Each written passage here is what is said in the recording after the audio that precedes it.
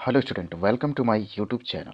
आज की वीडियो में हम देखेंगे रासायनिक अभिक्रियाएं एवं उनके प्रकार का दूसरा पार्ट। इससे पहले वाले पार्ट में हमने देख लिया था कि रासायनिक अभिक्रियाएं क्या होती हैं और ये कितने प्रकार की होती हैं। ठीक है, तो आज इसमें कुछ हमने अभिक्रिया भी देख लिया था, जैसे योगात्मक अभिक्रिया देख लिया था। ठीक है, और इसमें हमने विस्थापन अभिक्रिया देख लिया था और हमने देखा उभय अपघटन अपक्रिया या अवक्षेपण अपक्रिया या द्विविस्थापन अपक्रिया हमने देख लिया है इससे पहले वाले वीडियो में। आज के वीडियो में हम देखेंगे अनुत्क्रमणीय अभिक्रिया से स्टार्ट करेंगे। ठीक है, तो आप हेडिंग लगाइए अनुत्क्रमणीय अभिक्रियाएं। देखिए, अनुत्क्रमणीय अभिक्रिया क्या होती है? ऐसी अभिक्रिया जो केवल एक ही दिशा में संपन्न हो सकती हैं, अनुत्क्रमणीय अभिक्रिया कहलाती है। कहने का मतलब इसमें है, अगर दो पदार्थ आपस में क्रिया करके कोई तीसरा पदार्थ बना रहे हैं, फिर वो जो तीसरा पदार्थ बना है वापस से पहले दो पदार्थों में नहीं बन सकता, यानी परिवर्तित नहीं हो सकता, उसी को बोलते हैं अनुत्क्रमणीय अभिक्रिया। तो आप नोट्स बनाते रहिएगा हेडिंग लगा के। वे अभिक्रियाएं जो केवल एक ही दिशा में संपन्न हो सकती हैं, अनुत्क्रमणीय अभिक्रियाएं कहलाती हैं। ठीक है, इस प्रकार की अभिक्रिया को तीर द्वारा दर्शाते हैं। ठीक है, तो इसे हम कैसे तीर से दर्शाएंगे? ये जो आप तीर देख पा रहे हैं सब में, इस तीर से दर्शाएंगे। इसका मतलब यही हुआ कि यह अभिक्रिया केवल एक दिशा में हो रही है। जैसे सोडियम सल्फेट की अभिक्रिया बेरियम क्लोराइड से होगा, तो बेरियम सल्फेट और सोडियम क्लोराइड बनेगा। ऐसे ही सिल्वर नाइट्रेट है, इसकी अभिक्रिया पोटेशियम क्लोराइड से हो रहा है, तो यहाँ पे सिल्वर क्लोराइड और पोटेशियम नाइट्रेट बन रहा है। ऐसे ही थर्ड अगर रिएक्शन देखें हम इसमें, तो लेड जो नाइट्रेट है, इसकी अभिक्रिया पोटेशियम आयोडाइड से हो रहा है, तो लेड आयोडाइड और पोटेशियम नाइट्रेट बन रहा है। ऐसे ही एसिटिक एसिड है, इसकी अभिक्रिया सोडियम हाइड्रोक्साइड से हो रहा है, तो सोडियम एसीटेट बन रहा है और जल बन रहा है। तो ये अभिक्रिया ऐसी हैं जो केवल एक ही दिशा में हो रही हैं। ठीक है, चलिए नेक्स्ट देखते हैं। इसका अपोजिट होता है उत्क्रमणीय अभिक्रिया। उत्क्रमणीय का मतलब होता है ऐसी अभिक्रिया जो केवल एक दिशा में होती है तो उसे हम अनुत्क्रमणीय कहते हैं, लेकिन दोनों दिशा में होगा तो उसे हम उत्क्रमणीय कहेंगे। इससे हम देखिए इस तरह से दर्शाते हैं, इस वाले तीर से। ठीक है, उत्क्रमणीयता चिन्ह से बोला जाता है। तो देखते हैं इससे क्या होता है। वे अभिक्रियाएं, ठीक है, वे अभिक्रियाएं जो दोनों दिशाओं में संपन्न होती हैं, उत्क्रमणीय अभिक्रियाएं कहलाती हैं। इस अभिक्रिया को उत्क्रमणीयता चिन्ह से दर्शाते हैं। यानी उत्क्रमणीयता चिन्ह क्या होता है? ये वाली चीज़ें। ठीक है, अब देखिए इसमें हमने तीर बनाए हैं दोनों साइड, तो आप समझ लीजिएगा कि ये वाला है। ठीक है, चलिए अब देखिए जैसे इसमें क्या है कि पोटेशियम कह रहा हूँ, कैल्शियम कार्बोनेट है, वो टूट रहा है कैल्शियम ऑक्साइड और कार्बन डाइऑक्साइड में। ऐसे PCl5 है, बना रहा PCl3 और Cl2। ऐसे हाइड्रोजन और आयोडीन मिलकर बना रहे हैं HI। ऐसे ही अमोनियम क्लोराइड और टूट रहा है अमोनिया में और HCl में। ठीक है, ऐसे ही नाइट्रोजन और हाइड्रोजन आपस में संयोग करके बना रहे हैं NH3। ठीक है, तो ये ऐसी अभिक्रिया जो दोनों दिशाओं में होगा, यानी अभिकारक से उत्पाद भी बनेगा, उत्पाद से अभिकारक भी बनेगा। तो ये बहुत सारी अभिक्रिया, ऐसे बहुत सारी अभिक्रियाएं, लेकिन हम सारी अभिक्रिया को तो लिख नहीं सकते, तो ऐसे 3-4 एग्जाम्पल पर्याप्त हैं। ठीक है, आगे है अपघटन अभिक्रिया। देखिए एक चीज़ आएगा अपघटन अभिक्रिया, एक आएगा वियोजन अभिक्रिया। दोनों का मतलब होता है कोई एक पदार्थ का टूट के दो या दो से अधिक पदार्थों में विभक्त होना। लेकिन अपघटन जो अभिक्रिया होती है वह अनुत्क्रमणीय होती है, यानी टूटेगा तो फिर वापस जुड़ेगा नहीं। और वियोजन का मतलब होता है उत्क्रमण, यानी टूटेगा तो फिर आपस में जुड़ेगा। तो वहीं परिभाषा आप लिख सकते हैं कि ऐसी अभिक्रिया जिसमें एक पदार्थ टूट करके दो या दो से अधिक पदार्थ बनाता है, वापस से वही पदार्थ नहीं बन पाता, यानी मूल अवस्था में नहीं आता है, मूल यौगिक में नहीं बन पाता है। ठीक है, तो देख लेते हैं वह अनुत्क्रमणीय अभिक्रिया जिसमें एक पदार्थ एक से अधिक पदार्थों में टूट जाता है, उसे अपघटन अभिक्रिया कहते हैं। ऊष्मा के प्रभाव से ऊष्मीय अपघटन, विद्युत के प्रभाव से विद्युत अपघटन और प्रकाश के प्रभाव से प्रकाशीय अपघटन बोल सकते हैं, प्रकाश से अपघटन। कहने का मतलब इसका ये हुआ कि जैसे कुछ भी है, ठीक है, अगर वो टूट रहा है, मान लो उसे आपने ऊष्मा दिया, वो टूट गया तो ऊष्मीय अपघटन हो गया। यदि विद्युत उसमें प्रवाहित किए तो विद्युत अपघटन हो गया। ठीक है, अगर प्रकाश के प्रभाव से अगर वो टूट रहा है तो प्रकाश अपघटन हो जाएगा। अब इसमें क्या होगा, कोई भी चीज़ टूटेगा तो इसमें तीर ये वाला आप दर्शाइएगा, क्योंकि अनुत्क्रमणीय अभिक्रिया है। आगे हम उदाहरण से देखते हैं, जैसे देखिए प्रकाश अपघटन से देखते हैं। जैसे सिल्वर क्लोराइड है, इस पर प्रकाश का प्रभाव पड़ेगा तो यह सिल्वर और क्लोरीन में टूट जाएगा, तो यह प्रकाश अपघटन हो गया। उसी तरह ऊष्मीय अपघटन का उदाहरण है पोटेशियम आ रहा है दिमाग में, कैल्शियम कार्बोनेट है, वह कैल्शियम ऑक्साइड और CO2 में चेंज हो रहा है। ठीक है, टूट रहा है। तो यहाँ पर देख रहे हैं उत्क्रमणिता चिन्ह का प्रयोग किया गया इस तीर का, अनुत्क्रमणिता चिन्ह का प्रयोग किया गया इस तीर का, क्योंकि ये वियोजन अभिक्रिया नहीं है, अपघटन अभिक्रिया है। अपघटन अभिक्रिया कैसी होती है? अनुत्क्रमणीय होती है। तो हम अनुत्क्रमणीय अभिक्रिया के लिए पूरा तीर का यूज करेंगे। ठीक है, ऐसे ही और भी एग्जाम्पल हैं, जैसे विद्युत अपघटन है, यानी विद्युत के प्रभाव से जिनका अपघटन हो। तो जैसे देखिए जल है, जल टूट रहा है हाइड्रोजन और ऑक्सीजन में। ऐसा ही पोटेशियम क्लोराइड है, ये टूट रहा है पोटेशियम और क्लोरीन में, तो ये क्या है, विद्युत अपघटन है। ठीक है, तो चलिए नेक्स्ट है हमारा वियोजन। तो वियोजन आपको बताए हैं कि वियोजन क्या होता है, कि ऐसी अपक्रिया जिसमें एक पदार्थ दो से अधिक पदार्थों में टूटता है, लेकिन क्या होता है, वापस उसी में जुड़ जाता है। ठीक है, तो अब यहाँ से देख सकते हैं वे उत्क्रमणीय अपक्रिया जिसमें एक पदार्थ से अधिक पदार्थों में टूट जाते हैं, यानी एक पदार्थ जो है अधिक पदार्थों में टूट जाता है, उसे हम वियोजन अपक्रिया कहेंगे।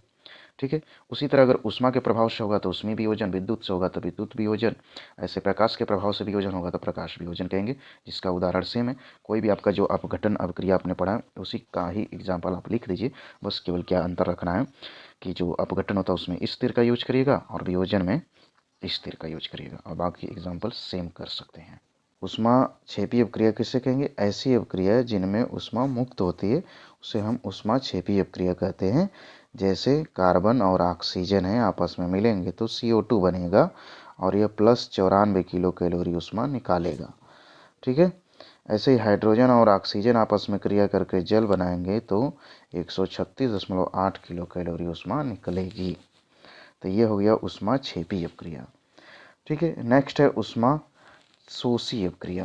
तो ऊष्मा शोषी का मतलब जिसमें ऊष्मा शोषण होता है, यानी आवश्यकता होती है। तो ऐसी अपक्रिया जिसमें ऊष्मा अवशोषित होती है उसमें उसे हम ऊष्मा शोषी अपक्रिया कहते हैं, यानी इसमें ऊष्मा की आवश्यकता होगी। जैसे नाइट्रोजन है, ऑक्सीजन है, आपस में मिलेंगे तो नाइट्रोजन ऑक्साइड बनाएंगे, तो इसमें ऊष्मा कितने की ज़रूरत पड़ेगी, 42 किलो कैलोरी की। ऐसे कार्बन और H2O आपस में क्रिया करके बनाएंगे कार्बन मोनोऑक्साइड और हाइड्रोजन, तो 131.4 किलो कैलोरी ऊष्मा की आवश्यकता पड़ेगी। ऐसे ही कार्बन और सल्फर आपस में क्रिया करके कार्बन डाइसल्फाइड बनाएंगे, तो माइनस लिखने का मतलब ये होता है कि ऊष्मा शोषी अपक्रिया है। ठीक है, तो यहाँ पर -20 लिखने का मतलब ये हो गया कि 20 किलो कैलोरी ऊष्मा की आवश्यकता होगी। ठीक है, नेक्स्ट है काफ़ी महत्वपूर्ण है ऑक्सीकरण अवक्रिया या उपचयन अवक्रिया। तो देखिए आपका क्लास 10th के लेवल से एक ही परिभाषा से काम चल जाता है, लेकिन हमने कई परिभाषा लिखा है, आप उससे देख सकते हैं। देखिए, किसी पदार्थ में ऑक्सीजन का योग हो तो हम बोल सकते हैं ऑक्सीकरण अपक्रिया है, या किसी पदार्थ में ऑक्सीजन के वृद्धि का होना भी ऑक्सीकरण अपक्रिया है, या किसी पदार्थ के ऋण विद्युतीय अवयव में वृद्धि हो, यानी ऋण विद्युतीय यानी जिसपे ऋणात्मक चिन्ह होता है तत्व पे उसकी वृद्धि है तो भी वह ऑक्सीकरण अपक्रिया होगी। और किसी पदार्थ से हाइड्रोजन पृथक हो रहा है तो भी ऑक्सीकरण अपक्रिया होगी। किसी पदार्थ के धन विद्युतीय अवयव के अनुपात में यदि कमी होती है तो भी ऑक्सीकरण अपक्रिया होगी। ठीक है, तो देखिए अब इसमें देखिए पहले उदाहरण में क्या हो रहा है कि ऑक्सीजन की वृद्धि हो रही है। यहाँ कॉपर के साथ ऑक्सीजन नहीं है, यहाँ पे कॉपर के साथ ऑक्सीजन हो गया, तो यहाँ पे ऑक्सीकरण हो गया। ठीक है, ऐसे ही अगर देखा जाए यहाँ पे तो क्लोरीन जो होता है ऋण विद्युतीय तत्व है, और यहाँ पे देखिए 2 क्लोरीन है, यहाँ पे क्लोरीन 4 हो गया, यानी ऋण विद्युतीय तत्वों का वृद्धि। यहाँ पे लिखा है तीसरा पॉइंट, किसी पदार्थ के ऋण विद्युतीय अवयव में वृद्धि, तो ये भी ऑक्सीकरण हो गया। ऐसे ही MnO2 है, 4HCl है। ठीक है, तो अब यहाँ पर देखिए क्लोरीन है। ठीक है, क्लोरीन को देखिए यहाँ से, क्लोरीन के साथ यहाँ पे हाइड्रोजन नहीं है, यहाँ पे हाइड्रोजन है क्लोरीन के साथ, तो ये भी ऑक्सीकरण अपक्रिया होगी, क्योंकि यहाँ पे लिखा है किसी पदार्थ से हाइड्रोजन पृथक होता है। तो यहाँ क्लोरीन के साथ 4 हाइड्रोजन है, पर यहाँ क्लोरीन के साथ हाइड्रोजन नहीं है।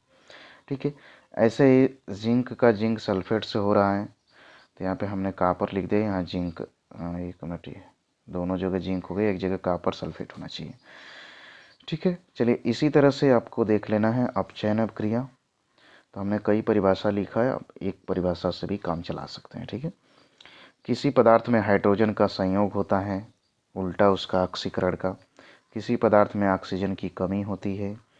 किसी पदार्थ में ऑक्सीजन पृथक होता है। किसी पदार्थ के धन विद्युतीय अवयव के अनुपात में वृद्धि होती है। ठीक है, किसी पदार्थ के ऋण विद्युतीय अवयव का अनुपात कम होता है।